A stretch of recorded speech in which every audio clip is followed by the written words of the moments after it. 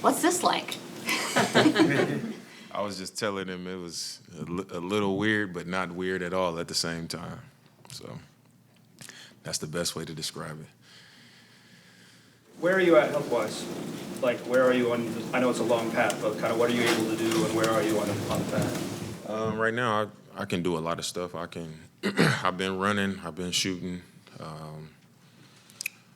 I think it's at the stage where I can do a lot, but it's tricky because you can, with this injury, what I've learned is you get to a point where you can, do a lot of these things, but the tendon is not, strong enough to stand up to it like it normally would be able to, like doing basketball activities. So it's a long period of like being stuck right here where you don't want to get carried away with what you think you could be doing because it feels good doing a lot of that stuff. You just got to kind of stay in the moment. So right now, that's just where it's at. I'm able to do a lot more activity, but still, building the strength up and, getting that tendon back to taking its normal shape. I know you're taking this year, but is there any scenario that you could foresee? Any scenario in the entire world, one seed going into the playoffs, anything where you would say, "Screw it, I'm playing"? I mean, I don't plan on it. I feel like if the team's a one seed going into the playoffs, then they probably got it. So I just want to be as healthy as I can possibly be and be 100%. Confident in it and, be able to do all of the movements and everything that it takes to be on the NBA court and, test out of everything that I need to test out of to make sure that I'm ready to go. And at that point, whenever that point is, obviously I'll have a decision to make. What are you going to do during training camp? Like, are you going to be there, like, what's your role at training camp for this team? I'll be there early in the morning to get my stuff done. That's not team stuff like my rehab and to try to get my training in, just so that I can get that out the way and then still be there or be able to watch and go through all the stuff that the team is going through so I can know the offense, I can know the defensive principles, I can just hear the language and everything that's being spoken over the team. And like Chauncey said, I guess I'm going to be like another assistant coach. But whatever I can be to the team at this point, that's what I'll be. But I'll definitely be there. I'll be around. What's been the most difficult part of this process for you?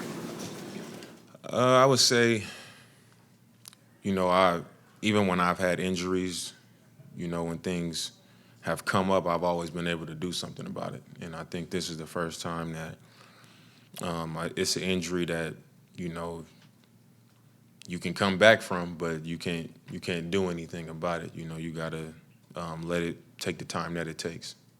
Dame, I know there's not much players usually have to say or can say about ownership, but I feel like this is a little bit of a different situation because you've been here for such a long time and you've been such a face of the organization. Have you had any kind of interactions with Tom, the incoming owner, or do you kind of have any thoughts on just the ownership change and just, that part of the franchise right now? I think it's been something that has been a discussion for some time, so I think everybody knew that it was to come at some point. I haven't had much interaction at all, but I'm sure there will be, and when it does, I'm sure I'll learn whatever I need to learn. But at this point, I've just been focused on getting reconnected and trying to get healthy. Have you reached out to anybody who's had this injury in the past? Obviously, you saw it with Wes and all that, but just to the road ahead, and if they've given you any advice about what's ahead? Yeah, I spoke to KD. I spoke to Rudy Gay, DeJounte Murray. Who else? Wes. Me and Wes talked about it every day. Wes came and worked my camp in Arizona this summer, so every day we talked about it and went over stuff. My PT that I've used this whole time has done 40 or 50 Achilles repairs, so he's pretty comfortable with it, and he knows his stuff. So I've learned a lot. What not to do when things worked out best, And also, I've every couple of weeks I've been going and seeing my surgeon to make sure everything is right and what the next step should be. So that's really been it. It's just making sure I'm listening and speaking to those people who've experienced it and people who, like my surgeon who've done these repairs over and over, and my PT who's been involved in a lot of these rehab processes as well. So that's really been it.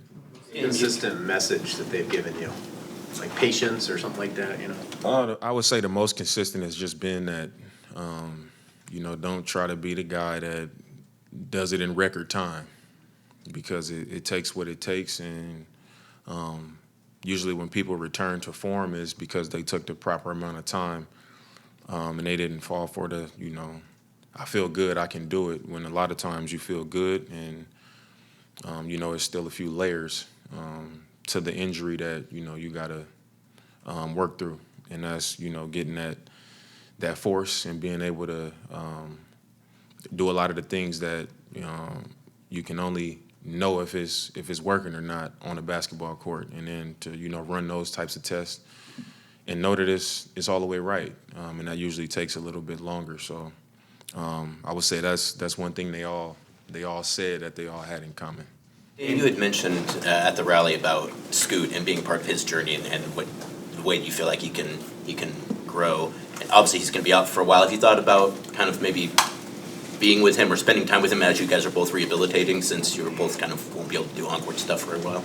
Yeah, I mean, neither one of us gonna be on the court for a little bit, so it'll definitely create that window of opportunity for us to have a lot more dialogue during that time. Even if he was on the court, I'm gonna still be around, and it's breaks and stuff like that, and different guys getting reps, and he's on the side where I would, definitely be able to have some type of conversation or put stuff in his ear. But now this puts it, even more of an opportunity where we're going to be around each other, doing this. I'm rehabbing, and he's going to be rehabbing and trying to get back to full health. But I'm not going to be like all in his ear, like I just know everything. But, it's a lot that I can share with him from experience. And as a young point guard, I know the desire. I've been there to, want more for yourself and want to grow, want to prove yourself. I've been through that process. I've been through the struggles. I've been through the high moments. When you want to jump out there and you want to show what you can do. I've been through all of those things. I know what it's like off the floor when you got, people saying what you need to do and what's expected. And I know that I could, help take some of that weight off his shoulders by just sharing information that I know is a fact. And it'll be a lot of opportunity to do that now to start the season. Damian, your last season, when you were on the way out, you mentioned that things were kind of in flux, and you didn't really know. The last year you were here, things were kind of in flux, and you didn't really kind of know where your space was, and the team was incredibly young. Obviously, you were further along in your career, and you kind of looked there and said, this isn't for me right now. What's different about these guys right now? How are they looking at the game? Because there's a couple of guys that were here that when you were here previously. Where have you seen them kind of grow? Where has the maturation kind of been, and where do you kind of look at all of that right now, and how not only you fit in next year, but where these guys are right now? I think the main thing I would say is when I was traded, like a lot came back from me being traded. So like. I was traded for Drew, and now Drew is also on the team. So I would say that, a lot came back from that trade and, all of the trades that took place. And also a couple years went by. And I think, for a lot of the guys, like Shea was here my last year, he was a rookie. Tease was here, Jeremy was here. Can't think off the top of my head who else might have been here. But like I said, it's been a couple years, and I think the growth has taken place on the floor, where they had a few years to just be on the court and learn and figure it out and compete and, get that experience. And I think that was just a great window of opportunity for that to happen, for that growth. And then now somebody like Drew being added to the roster, then you add myself back to the roster, I think it puts the team right in that space where you're seeing a lot of the better teams in the league and the teams on the rise now is like they have a young core, a lot of young talent. They have depth, and it's some vets in there with experience that can get it done. And I look at this team as a team that's right in that space. Tom Dundon and his group have said that they intend to keep the team in Portland, but until an arena deal gets done, there's going to be people who fear the worst. Why does this team matter so much to Portland, and why do you think it's important that the team does stay here for the rest of eternity? I think the Trailblazers mean so much to Portland because it's the biggest show in town that the city is attached to. The passion that the fans have for the team, for the history of the team. It means a lot. Even my time here, when I wasn't on the team, the first 11 years that I was on the team, the connection that I've even built with the community has just meant a lot. You see how far it goes when I'm in these places, when I'm at the Boys and Girls Club and when I'm at the schools, and that connection means a lot to them. The Trailblazers mean a lot to them. So it's easy for me to see why, it's important, or it would be fear that the team wouldn't be here. And I'm someone who supports that. I came back here because I wanted to not only play for the Trailblazers, but I wanted to be in Portland, and I understand the importance of that. So I'm with them. Hopefully that's the case. There's a few NBA players who are doing the GM at college thing. Can you tell us about how that came to be for you, what you envision being able to actually do, especially now that you're not going to play this season? Steph went to Davidson, put those guys through a workout. Do you see that in the future? For me, this is something we've talked about, I would say, for maybe 2.5 years now. And it wasn't even like a thing yet. I was talking to them about it just because I wanted to help the program. I spent 4 years there, and I want to see the program do well.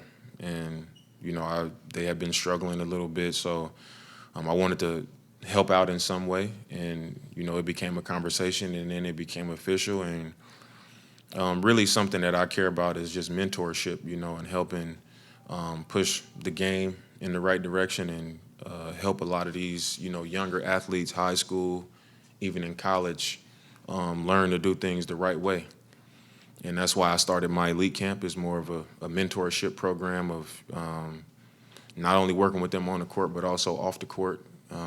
And it would just be my goal to run a similar program through Weber State, where even the best players can go there. 4-star, 5-star players could go there, but what they would be getting by going through the program would be something that can't be bought. And encourage better things for them as individuals, and just for the game of basketball. So that's really the goal that I have with taking that role on at Weber.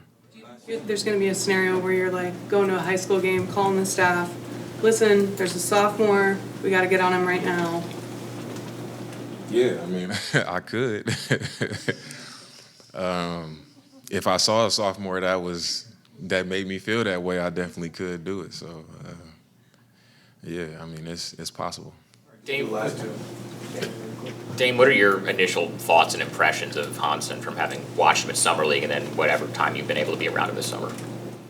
I think he can really play. I think the first thing that stuck out to me was like his feel for the game. He just knows how to play. He knows the right pass to make. When he gets the ball in the paint, it's like he knows how to find that space to get a quality shot off. He's physical. And I like his personality. His personality off the floor. You can tell he has personality on the floor. And to me, that just shows, he has confidence. And that's something that he's going to need, coming to America, having to, learn English, and then having to, play in the best league in the world. That's something that you're going to need, and I think he's going to need that. So, when I saw him, those things stood out to me. And Dame, so as much as an injury is a physical issue, it affects your head game too, between the ears. And so coming back to Portland at such a consequential time, like, what are you doing around Portland to fill your cup? Like, is it nice being home? What are you doing to, take care of take care of your head as long as you're with your injuries too? My head has been great. I think one thing that people here know about me is that I'm stubborn. I don't. Some people may have a concern about it, but I'm honestly not concerned. I know that I'm willing to take the ride that I need to take to get back healthy, and I will. And once I do, and we revisit the conversation, people are gonna be like, they'll believe me, and I'll get healthy, and I'll be right. And that's just the bottom line for me. In my head, I have days where I get, frustrated that I just can't go out there and do a basketball workout, but I don't get discouraged, about it. It is what it is. It'll be another chapter that gives me the opportunity to show people that, this is not a talent or none of that. It's internal. I have something in me that I just don't think everybody has, and I'll show that once again. And as far as the other stuff, I just see it also as an opportunity to not have to be so high strung about winning a game or all of those things. Like, I can be invested in the team and do everything I need to do. But it's also a time for me to be in the community. With my respect program, we reconnected with a few of the schools, and we might add a few middle schools, because there's a lot of things taking place in middle schools and single parent households and underserved communities here as well. So I'll be, taking a lot more opportunities to, pick up some of those things that, I still continue when I wasn't here, but now that I'm back living here, I'll be able to be more present in them. So a lot more of those programs that I've always done, I'll be probably doing a little bit more with those, and then also a few other things that, I've been planning for a few years now that'll, have a major impact on, the Portland community.